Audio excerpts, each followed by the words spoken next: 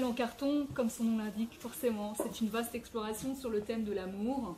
On retrouve mon héroïne Meredith, qui est une comédienne en devenir, mais elle est plutôt côté One Woman Show. C'est une graine de Florence Foresti, mais en devenir.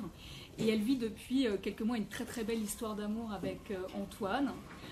Alors Antoine, lui, est déjà un producteur d'émissions de radio installé. Hein, il a déjà une bonne situation.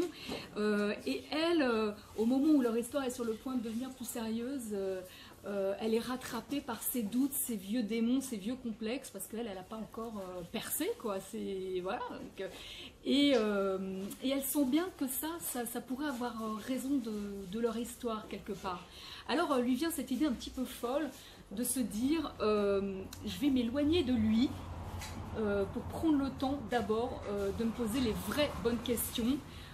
Et il se donne 6 mois et 1 jour pour se revenir. Donc commence ce compte à rebours rythmé par toutes sortes d'aventures, de rencontres et facéties de Cupidon. Voilà, donc il se passe plein de choses et c'est l'occasion à chaque étape, à chaque rencontre pour Meredith de cheminer sur ce concept d'amourability qui est en quelque sorte la clé de voûte, le concept clé de voûte de mon roman. Et peut-on améliorer sa capacité à aimer? Donc pour moi, peut-être l'amour aujourd'hui en tant que tel n'a pas changé. Par contre, c'est plutôt la façon de vivre l'amour qui, à mon sens, évolue.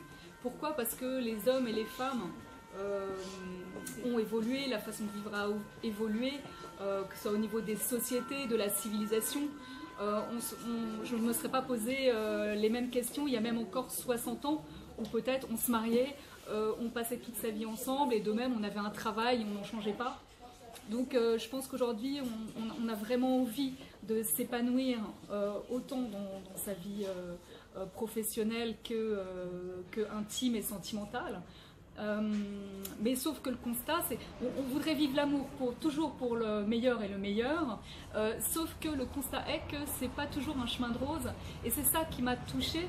C'est pas d'écrire un livre consensuel pour dire ah, l'amour c'est merveilleux, c'est formidable, c'est que du champagne, ce qui est totalement faux tout de même si ça peut être absolument fantastique, et puis en même temps il y a plein d'écueils, il y a plein d'embûches, et c'est ça qui me touche, c'est ce que j'avais envie de traiter.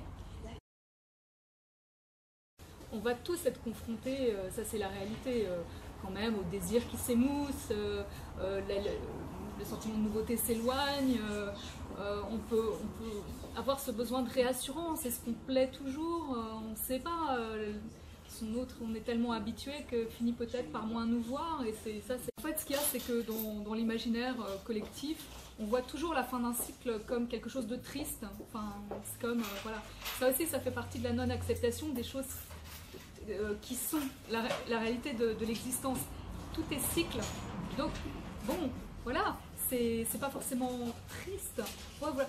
Il y a une envie, comme ça, cette envie de vouloir rester accroché aux choses et aux situations, alors que retrouver le mouvement et la fluidité, d'abord c'est ça, je trouve, qui permet de laisser derrière soi les peurs, voilà, tout ce qui est stagnation, c'est ça qui crée les angoisses, l'amorosité, la tristesse. Donc refaire circuler en allant vers sa vérité et ses désirs profonds.